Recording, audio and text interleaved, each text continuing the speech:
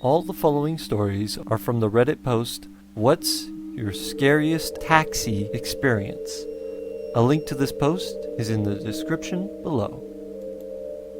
Number 3. I was a hack in a medium-sized college town in Iowa for a few years.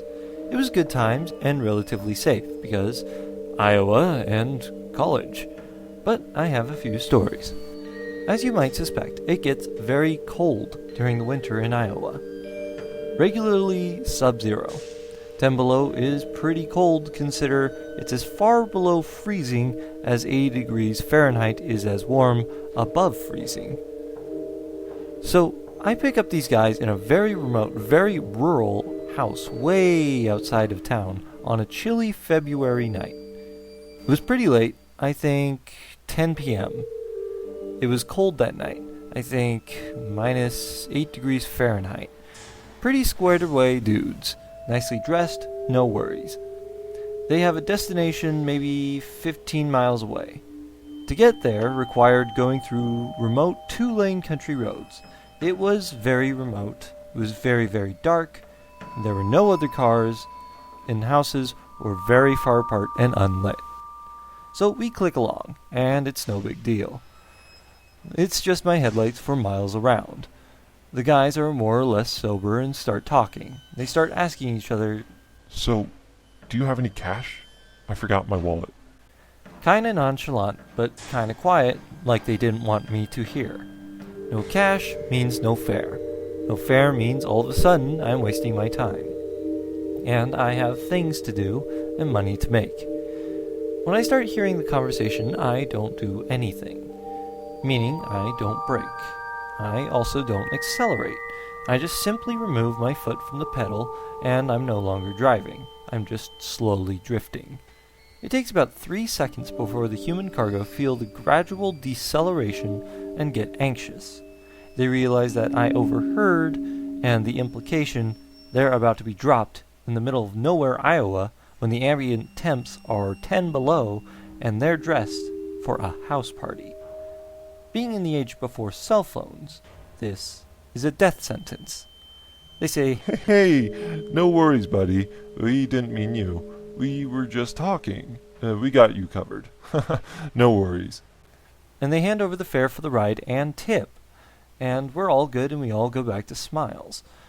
Get them to their destination, no problems. I just remember the look of realization on their faces when it occurred to them that they were all of a sudden out of my favor, and that they depended on me not to just get them to where they were going, but for the protection of their lives. And how easily it was to overcome the miscommunication, and then how relieved they were in getting it behind them. And I still think about how ready I was to maroon 2 guys in the freezing wilderness for their absence of $7.75. It wasn't a conscious act, but it was just the sudden, total evaporation of the will to provide a service, even if that service meant survival. Ass, cash, or grass. No one rides for free. Number 2. Former cabbie here, drove cab for about 6 years or so. This story happened in South Bend, Indiana, about 15 years ago. Despite being a very dangerous city, our cabs did not have shields in them. I picked up 2 very large men at a sketchy motel, loaded up 2 very heavy suitcases into the trunk. They get in the back and tell me to take them to the airport. Right away, I felt something was off. These guys were nervous and fidgety. They were whispering to each other, and I couldn't make out what they were saying. Not 5 minutes into the ride, they asked me to change the destination. The new destination was in the opposite direction, and in fact, we would drive right past the motel I picked them up at. I questioned them and let them know it was in the other direction. They didn't care. Right about now, I'm starting to get really worried, and I'm about to call in our distress code on the radio when one of them says, "I got 50 for you if you lose that red car behind us." I pondered for a moment and said, "Cash up front." He handed it over and I was off. Now, this particular cab was a Ford Taurus. Not the fastest nor most agile of vehicles. The red car in question was a Ford Thunderbird. Never really occurred to me that I would not be able to lose him. There was $50 on the line after all, and I'm a hustler. That was almost my kitty for the day, and no way was I passing that up. I take a quick turn down a side street and into an alley. Turns out that guy in the Thunderbird could drive. He was right on my ass. Stepping it up a bit, I started blowing stop signs and generally driving recklessly, determined to lose the guy. Fact of the matter was his car was faster and he was just not going to be lost. No matter though, as very soon I turn a corner and as I approach the next block, cop cars' lights flashing, sirens off, are coming at me from the other three directions. I slam on the brakes. No way I'm running from the cops. Before I have a second to think, they are out of their cars, guns drawn and screaming at us. Ordered us all to put our hands out the window, and then ordered each of us out of the car. It took a bit, and the whole time there are over a dozen cops pointing guns at us. Hands on my head, a cop grabs them and puts them behind my back, begins to pat me down, and when he reaches my cell phone clipped to my belt, he yells, "He's got a gun." Picture now you are surrounded by cops with guns drawn and pointed at you, and then that being yelled. I was sure I was going to die. Scariest moment of my life up at that point in time. Turns out the red car was an undercover cop, and the suitcases were full of coke. Took them a while to believe that I was just a cabbie and not in on it. No charges were filed against me. Number 1. I sometimes help my dad install CB radios and other equipment in vehicles if he has a big contract job. One day, he gets a contract job with one of the bigger cab companies in the city, and they're paying him a good amount to install a whole new GPS, emergency, and communication system all in all the cabs.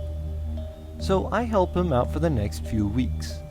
Most of these cars are brand new or very well taken care of. We're on a time limit for each car, so the drivers don't get upset about losing pickups throughout the day.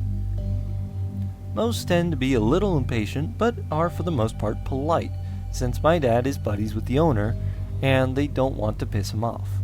Of course, every now and then, we'd get someone who was furious with the whole thing, saying it was a waste of time. Occasionally, we'd have to work on some of the older Crown Vics, and even they were pretty clean. Then comes this one guy. He's an older man, and immediately I sense the guy isn't completely there. He's kind of looking around, and it takes a couple of seconds for him to see me mumbling something I interpreted as a sort of hello. I explain I'll be working on his vehicle and he'll have to get out. After repeating this to him a couple of times, he gets out of the vehicle and goes inside the lounge area. I felt bad for the guy. He probably was suffering from some sort of mental degradation that only comes with age. Then I go to work in his car. It's filthy, like really filthy. Not even typical cab filthy. There's leftover garbage, tobacco stains, and God knows what else. Anyway, I started pulling things apart when I looked in the back seat and there's this doll. Like one of those 3-foot tall ones you'd find at a Toys R Us. This thing is perfectly clean and buckled in the center seat. It's the only thing in the car that doesn't have any dirt or grime on it. I shuddered a second, but decided it was probably best to get this guy out of here ASAP. I grabbed a towel and laid it on the floor so I could get under the dash. Some of the other guys come by my cab and ask if I need assistance, and mention that I got stuck with a messy cab. They point out the doll and discreetly say a few off-color jokes about it. I chuckle politely and finish up the install. I tried to clean up a bit for professionalism before I go, but again, we're on a time limit, so I couldn't clean up a whole lot. I let the guy know his car was ready, and he gets up and shuffles to his car, mumbling so quietly I can't make out anything. Then he gets in, looks at me, and he looks in the rearview mirror and says something like, "All right, honey, let's go." I waved him off, and he drives out of the parking lot toward the freeway. It hits me as I go to work on the next cab. He was talking to the doll in the back seat. I didn't learn anything about him, and I'd rather not, but the thought that this guy was picking people up and driving with a creepy doll in the back weirded me out pretty good. I kept that last bit to myself.